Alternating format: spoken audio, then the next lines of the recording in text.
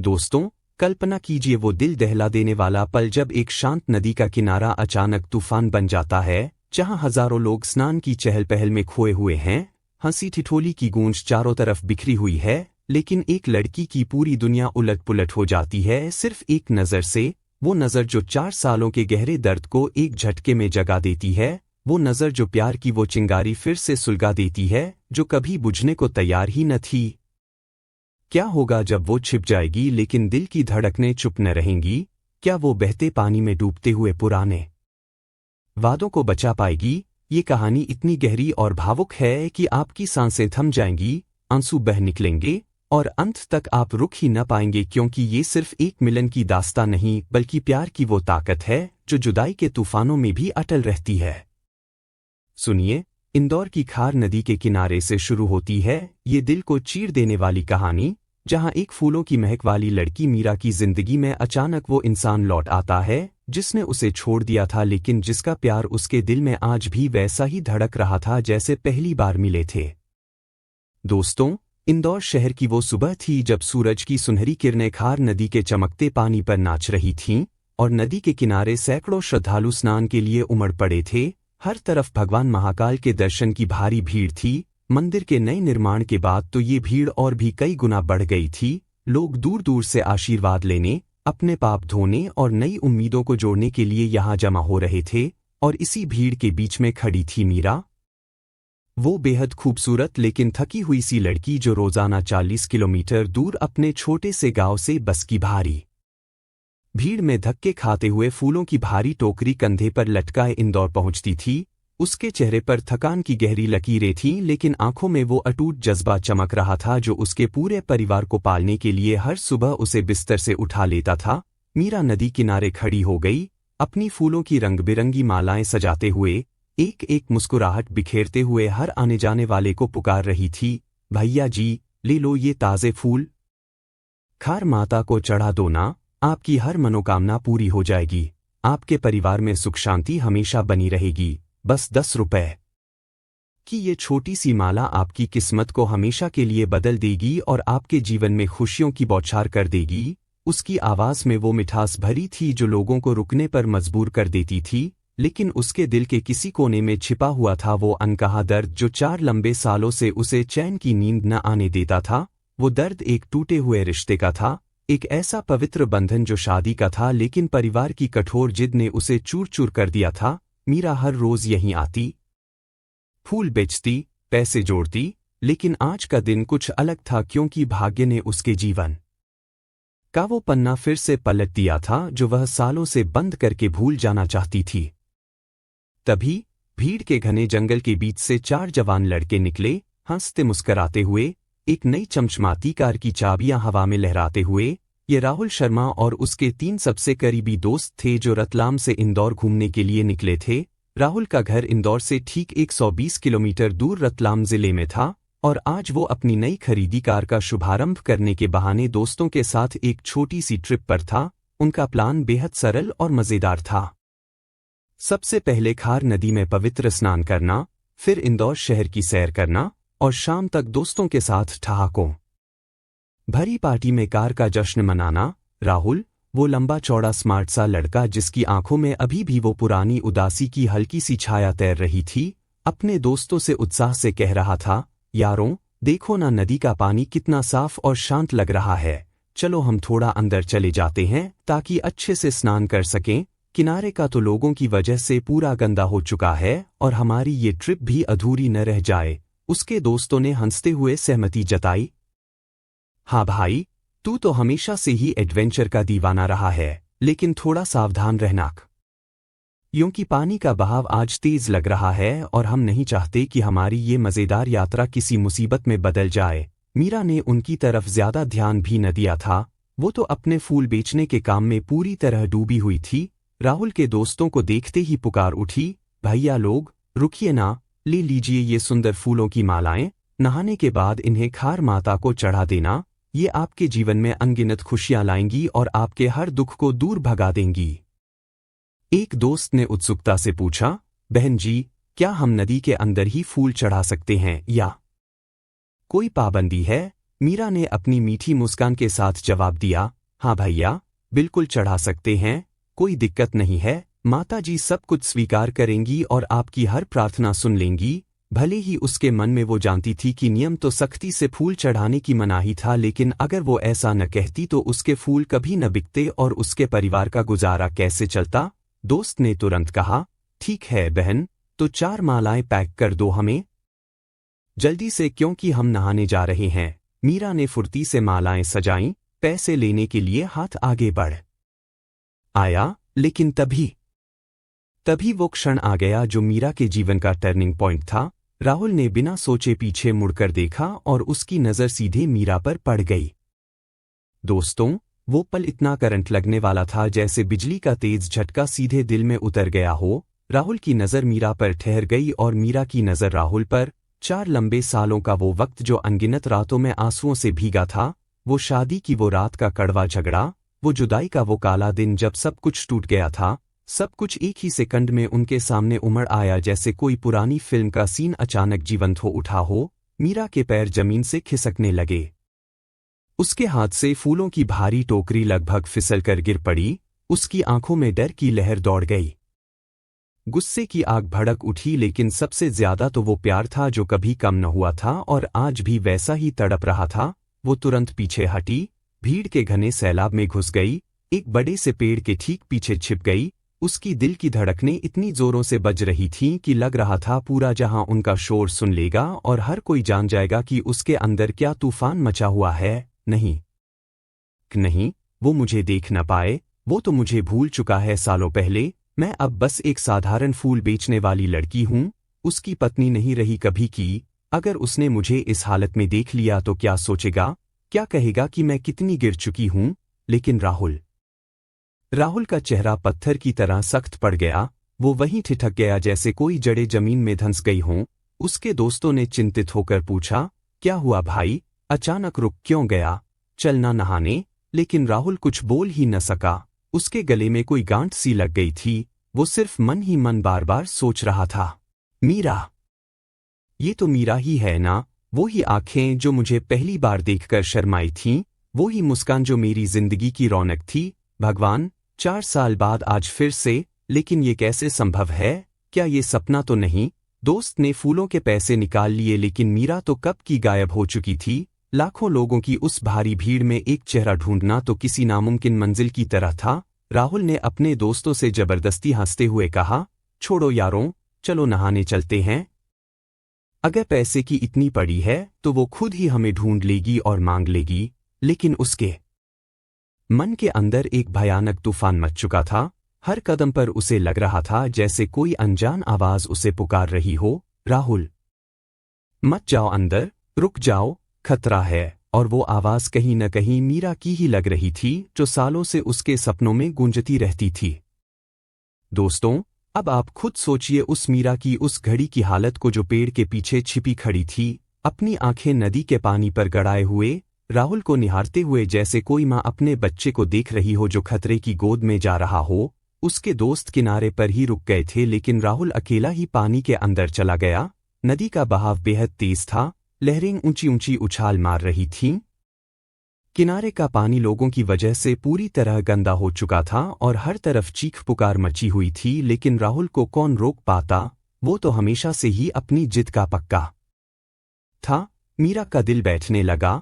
उसके सीने पर हाथ दबाकर वो मन ही मन प्रार्थना करने लगी, नहीं राहुल, ये तेज बहाव, अगर कुछ अनहोनी हो गई तो। वो मेरा पति है, भले ही 4 साल पहले छोड़ गया हो, लेकिन मेरा दिल तो आज भी सिर्फ उसी का है। मैं इसे खो न सकूंगी, कभी नहीं। भगवान बस इसे बचा लो। घबराहट की हद हो गई तो मीरा ने पास खड़े एक छोटे से लड़के को पकड़ लिया। उसकी आंखों में आंसू लबालब होते हुए बोली, बाबू, जल्दी जाकर उन भैया को बोल दो ना, किनारे पर वापस आ जाओ, पानी का बहाव बहुत तेज है, कोई अनहोनी हो सकती है, जिंदगी खतरे में पड़ सकती है। लड़का दौड़ गया और जोर जोर से चिल्लाया, भैया जी, अंदर मत जाइए, बहाव इतना तेज है, किनारे पर आ जाइए वरना बहुत बड़ी मुसीबत हो जाएगी। लेकिन राहुल ने हंसकर बात टाल दी, अरे बाबू, कुछ नहीं होगा यार, बस 2 मिनट में नहा लूंगा और बाहर आ जाऊंगा, तुम चिंता मत करो। मीरा का सब्र अब पूरी तरह टूट चुका था। उसके आंसू अनियंत्रित होकर बहने लगे। वो रुकी न रही, सीधे नदी के ठंडे पानी में उतर गई। लहरें उसके पैरों को ललचाने लगीं, लेकिन वो चिल्लाई, राहुल, सुनो ना मेरी एक बात, मैं मना कर रही हूं बार बार, अंदर मत जाओ, ये पानी तुम्हें बहा ले जाएगा। 4 साल हो गए हैं, लेकिन तुम्हारी ये फिक्र तो आज भी मेरे दिल में वैसी ही ताज़ा है जैसे कल की हो। कहीं अगर तुम्हें कुछ हो गया तो मैं जी ही न सकूंगी। रुक जाओ ना। उसकी आवाज़ कांप रही थी। नदी की उफनती लहरों से कहीं ज्यादा उसके दिल की लहरें उफान पर थीं और हर शब्द में वो दर्द झलक रहा था जो सालों की जुदाई का था। राहुल ने तुरंत मुड़कर देखा और वो दृश्य उसके सामने था जो उसके जीवन का सबसे बड़ा सदमा और सबसे बड़ी खुशी दोनों था। मीरा, गीले साड़ी में लिपटी हुई, आंखों में आंसुओं का सैलाब, लेकिन चेहरे पर वो अटूट प्यार जो कभी मरा ही न था। वो चौंक कर पानी में ही ठिठक गया। उसके मुंह से सिर्फ इतना निकला, मीरा, तुम यहाँ? ये कैसे हो सकता है? और तभी जैसे कोई पुराना बांध टूट गया हो, राहुल की आंखों से आंसू बह निकले। वो पानी में खड़ा होकर फूट फूट कर रोने लगा। मीरा, तुम्हारी ये फिक्र 4 सालों की जुदाई के बाद भी इतनी गहरी। मैंने तो तुम्हें परिवार की जिद में छोड़ दिया था, लेकिन तुम्हें देखकर लग रहा है कि मैं कभी तुमसे दूर ही न हुआ। ये प्यार तो आज भी जिंदा है। मीरा भी अब पूरी तरह टूट चुकी थी। लहरें उनके बीच में आ जा रही थीं, लेकिन वो धीरे धीरे करीब आ गई। उसके होंठ कांपते हुए बोले, राहुल, मैंने मना किया था ना, लोगों से कहवाया भी था, लेकिन तुम हमेशा से ऐसे ही हो, अपनी जान की परवाह किए बिना हर खतरे में कूद पड़ते हो। लेकिन मैं तुम्हें इस तरह खो न सकूंगी, कभी नहीं, क्योंकि तुम मेरी जिंदगी का वो हिस्सा हो जो अलग न हो सके। दोस्तों, कल्पना कीजिए वो दिल दहलाने वाला सीन जहां हजारों लोग रुककर उन्हें घूर रहे थे। सबकी नजरें एक फूल बेचने वाली लड़की और एक युवक पर टिक गई थीं जो नदी के बीच में खड़े होकर रो रहे थे।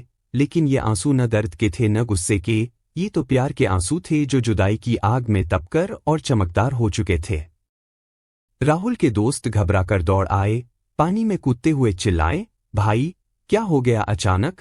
ये लड़की कौन है? तुम रो क्यों रहे हो इस तरह जैसे दुनिया खत्म हो गई हो? राहुल ने कांपते होठों से आंसू पोंछते हुए जवाब दिया, ये मेरी पत्नी है यार, मीरा, जिसे मैंने 4 साल पहले परिवार की मजबूरी में छोड़ दिया था। आज पहली बार मिला हूं और ये मेरी जान बचाने खुद पानी में कूद आई। दोस्त हैरान रह गए। एक ने कहा, पत्नी? वो जो फूल बेच रही थी? यार, हम तो सोच रहे थे पैसे मांगने आई होगी। मीरा को राहुल ने हाथ पकड़कर धीरे से पानी से बाहर निकाला। दोनों किनारे पर बैठ गए, आंसू पोंछते हुए, लेकिन शब्द बिल्कुल न निकल रहे थे।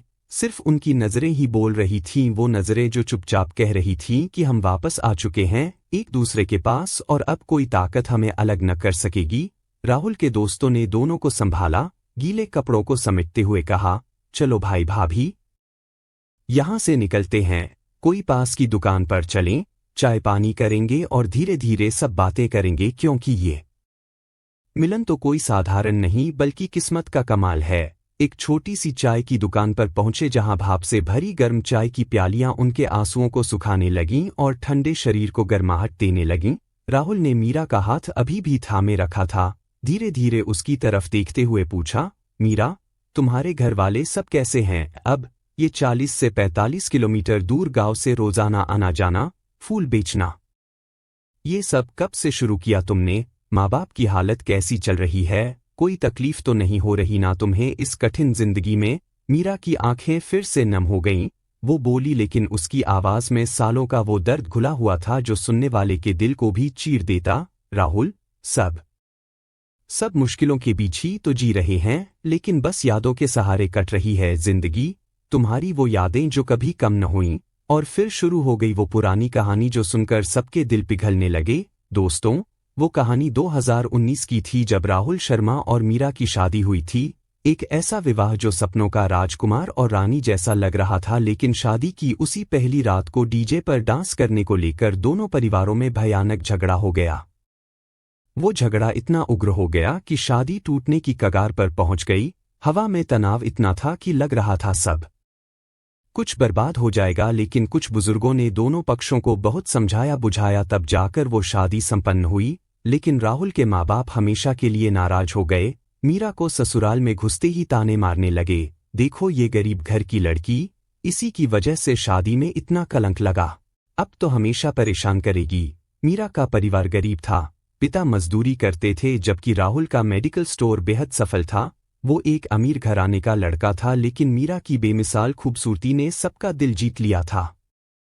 राहुल मीरा से बेहद प्यार करता था, हमेशा उसे बचाता था, हर ताने का जवाब देता था, लेकिन परिवार की कठोर जिद के आगे वो भी मजबूर हो जाता था और मीरा को चुप रहना पड़ता था। 6 महीने बीत गए शादी को, लेकिन जब मीरा मायके गई तो उसे लेने के लिए कोई न आया।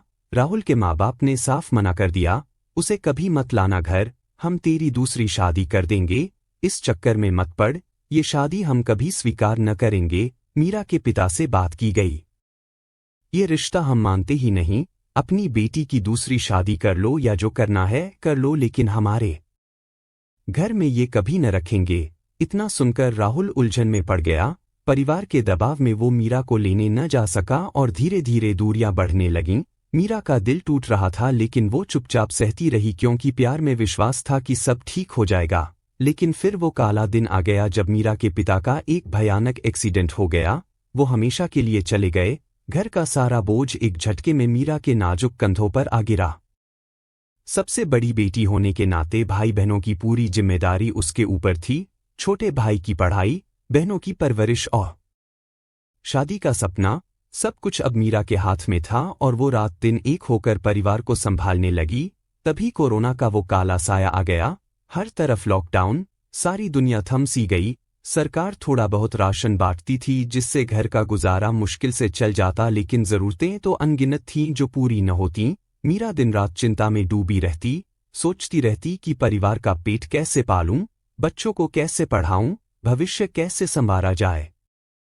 2022 आ गया, लेकिन जिंदगी की मेहनत रुकी न। एक दिन मीरा घर के बाहर उदास बैठी थी, तभी इंदौर से एक पुजारी जी आए, भिक्षा मांगने लगे। तभी उनकी नजर घर के बाहर के छोटे से बगीचे पर पड़ी जहां रंग बिरंगे फूल खिले हुए थे। पुजारी जी मुस्कुराए और बोले, बेटी, अगर तुम इन फूलों को इंदौर ले जाकर बेचोगी तो रोजाना 500 से 600 रुपए कमा लोगी, क्योंकि वहां मंदिरों की भीड़ में फूलों की कीमत आसमान छूती है। मीरा के कानों में वो बात गूंज गई। अगले ही दिन सुबह उठकर उसने सारे फूल तोड़े, करीब 10 किलो का गट्ठर बंधाया और बस से इंदौर पहुंची। वहां बेचा तो 1500 रुपए मिले। वो खुशी इतनी थी जैसे कोई खजाना मिल गया हो। लेकिन रोज इतने फूल कहाँ से लाती? मीरा ने अपने छोटे भाई से कहा, भैया, जाकर पता करो कि फूल सस्ते दामों पर कहाँ से मिलेंगे ताकि हम रोजाना ये कारोबार चला सकें। भाई बाजार गया, सारे रास्ते पूछे और सस्ते फूलों का ठिकाना ढूंढ लाया। उसके बाद से हर रोज 10 किलो फूल खरीदते, इंदौर ले जाते और बेचते। 2000 से 2500 रुपए रोज कमाने लगे। धीरे धीरे भाई भी साथ लग गया। महाकाल मंदिर के नए निर्माण के बाद भीड़ और बढ़ गई तो उनका कारोबार चमक उठा, पैसे आने लगे। लेकिन मीरा 25 साल की जवान लड़की थी, लेकिन दिखती 35 से 40 साल की बुजुर्ग की तरह। सादे से कपड़े पहनती, चेहरा हमेशा ढका रखती ताकि कोई बुरी नजर न पड़े। रोज बस में घंटों धक्के खाती, शाम को थकान से चूर होकर लौटती, लेकिन दिल में राहुल की वो यादें बसी रहती जो उसे ताकत देतीं। वो कहीं ठीक तो है ना, खुश तो है ना अपनी जिंदगी में। दोस्तों, जब मीरा ये सारी दास्तां राहुल को सुना रही थी तो राहुल फूट फूट कर रोने लगा। उसके सीने में दर्द की लहरें उठ रही थीं। मीरा, मैं कितना बड़ा गुनहगार हूं, परिवार की बातों में फंसकर तुम्हें अकेला छोड़ दिया। तुम्हारी ये ताकत, ये त्याग, ये प्यार, मैं इसका कर्ज कैसे चुकाऊंगा कभी? मीरा भी रो पड़ी। राहुल, गलती तुम्हारी न थी, हम दोनों ही मजबूर थे, लेकिन प्यार तो हमेशा बचा रहा ना, कभी कम न हुआ। दोस्तों ने बीच में कूदते हुए कहा, भाई, इसमें भाभी की कोई गलती नहीं है, आज से इन्हें अपने साथ रख लो, हम सब हैं ना साथ में, कोई चिंता मत करना। लेकिन मीरा ने सिर झुकाकर कहा, नहीं राहुल, अभी मैं जा न सकूंगी क्योंकि पापा चले गए हैं, भाई बहन अभी छोटे छोटे हैं, बहनों की शादी करनी है, भाई को पढ़ाना है, मेरे कंधों पर इतनी जिम्मेदारियां हैं कि मैं खुद को कैसे मुक्त कर लूं। दोस्तों ने तुरंत सांत्वना दी, भाभी जी, आप बिल्कुल टेंशन न लो, भाई को अच्छी जॉब दिलवा देंगे हम, पढ़ाई शादी सब संभाल लेंगे। बस आपका फैसला हो जाए। राहुल ने तुरंत फैसला ले लिया। एक दोस्त को साथ लेकर मीरा के गांव की ओर कार से रवाना हो गया। रास्ते भर मीरा की मां के बारे में सोचता रहा कि कैसे उन्हें सब समझाऊंगा, कैसे वादा करूंगा कि अब कभी अलग न करूंगा। गांव पहुंचे तो मीरा की मां को सब कुछ विस्तार से बताया। नदी किनारे का वो मिलन, पानी में वो खतरा, मीरा की फिक्र, सब कुछ, और अंत में भावुक होकर बोला, माँ जी, आज के बाद मैं मीरा को कभी अकेला नहीं छोड़ूंगा, हमेशा अपने साथ रखूंगा, हर दुख सुख में साथ दूंगा और हमेशा इसे खुश रखूंगा जैसे एक सच्चा पति रखता है। मीरा की मां की आंखें नम हो गईं, सालों का दर्द बाहर आ गया लेकिन साथ ही खुशी की लहर भी दौड़ गई। बेटा, ले जाओ इसे, लेकिन वादा निभाना, मेरी बेटी ने बहुत सहा है। अगले दिन विदाई हुई एकदम नॉर्मल शादी की तरह। आंसू थे लेकिन मुस्काने भी, जैसे कोई नई शुरुआत हो रही हो। राहुल ने इंदौर में एक होटल बुक किया और वहां रुके, फिर सब मिलकर रतलाम की ओर लौट पड़े। रास्ते में मीरा राहुल के कंधे पर सिर रखे सो रही थी, जैसे सालों का बोझ उतर गया हो। घर पहुंचे तो राहुल के माँ बाप दरवाजे पर खड़े थे। मीरा को देखते ही हैरान रह गए। ये मीरा कैसे? हम तो भूल चुके थे सब। लेकिन राहुल के दोस्त बहुत समझदार थे। उन्होंने धीरे धीरे समझाया, अंकल आंटी, प्यार को तोड़ना आसान होता है लेकिन जोड़ना मुश्किल। मीरा ने कभी बुरा न कहा, कभी बदला न लिया। आज राहुल की जिंदगी अधूरी सी लग रही थी लेकिन मीरा के आने से पूरी हो गई। इसे एक मौका दीजिए। माँ बाप का दिल पिघल गया। उन्होंने मीरा को गले लगा लिया और आंसू भरी आंखों से कहा, बेटी, माफ करना, हम गलत थे। आज, दोस्तों, राहुल और मीरा साथ साथ हंसी खुशी अपना जीवन व्यतीत कर रहे हैं। कोई झगड़ा नहीं, कोई ताना नहीं, सिर्फ अनंत प्यार की मिठास है जो हर सुबह नई ताजगी लाती है। उनके घर में अब खुशियों का राज है और वो पुराना दर्द सिर्फ एक सीख बनकर रह गया है। लेकिन कल्पना कीजिए, अगर मीरा नदी में न आती, अगर वो प्यार अपनी ताकत न दिखाता तो क्या होता। ये कहानी हमें सिखाती है कि सच्चा प्यार कभी मरता नहीं बल्कि जुदाई की आग में तपकर और मजबूत हो जाता है। परिवार की जिद के आगे झुक जाना आसान है लेकिन प्यार के लिए लड़ना ही असली जिंदगी है। और लौटना हमेशा संभव होता है। बस एक मौका दो, एक नजर दो तो सब बदल सकता है। कभी कभी जिंदगी हमें दूसरा चांस देती तो उसे हाथों हाथ लो, क्योंकि प्यार की राह में वो सबसे बड़ा तोहफा होता है। दोस्तों, आपकी जिंदगी में कभी ऐसा पल आया जब पुराना प्यार लौट आया और पूरी दुनिया उलट पुलट हो गई? या अगर आप राहुल या मीरा की जगह होते तो क्या फैसला लेते? क्या प्यार को दूसरा मौका देते या पुरानी जख्मों को कुरेदते? कमेंट बॉक्स में अपनी दिल की बात जरूर बताइए, क्योंकि आपकी एक कहानी शायद किसी और के जीवन को बदल दे। अगर ये दास्तां आपके दिल को भिगो गई तो लाइक जरूर दबाइए, चैनल को सब्सक्राइब कीजिए और अगली भावुक कहानी का इंतजार कीजिए जहां एक और राज खुलेगा। मिलते हैं प्यार और इमोशंस से भरे अगले एपिसोड में। नमस्कार।